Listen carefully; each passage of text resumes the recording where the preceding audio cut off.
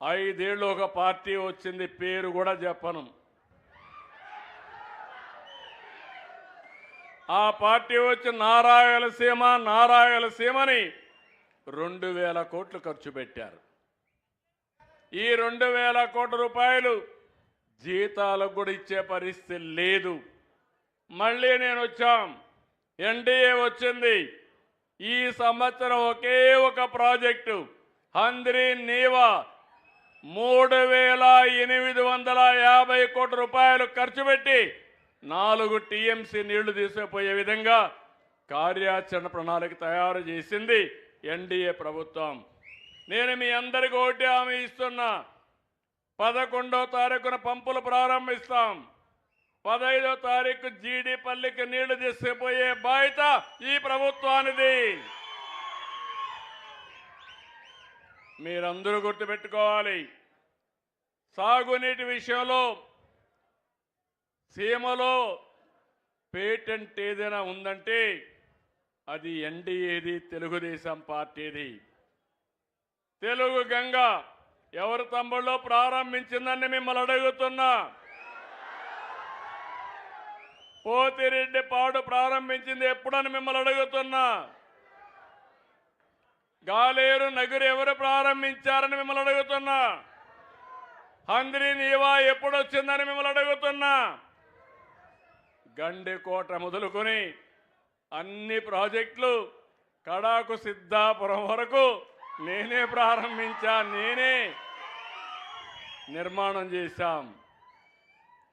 అందుకే ఈరోజు మీరు ఒక్కసారి చూస్తే నేను ఎప్పుడు కూడా తెలుగు రాష్ట్రాలు బాగుండాలి, అటు తెలంగాణ బాగుండాలి, ఇటు ఆంధ్రప్రదేశ్ బాగుండాలి.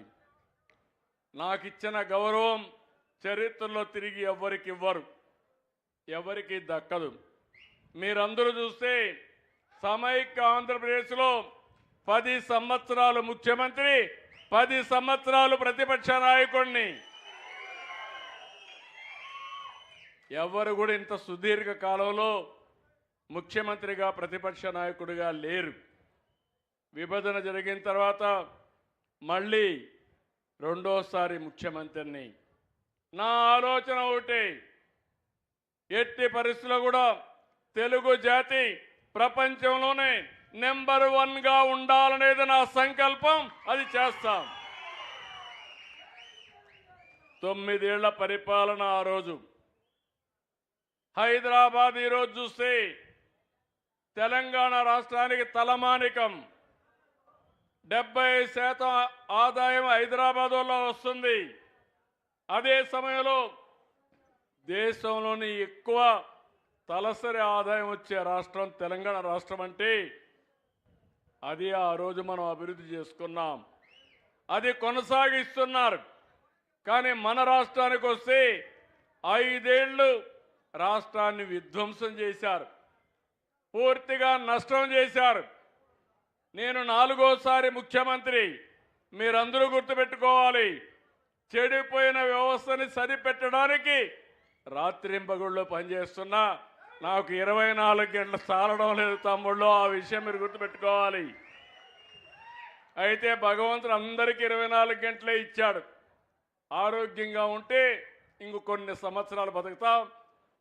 బాగా చెడు అలవాట్లుంటే, చెడు ఆలోచనలుంటే తొందరగానే పోతాం.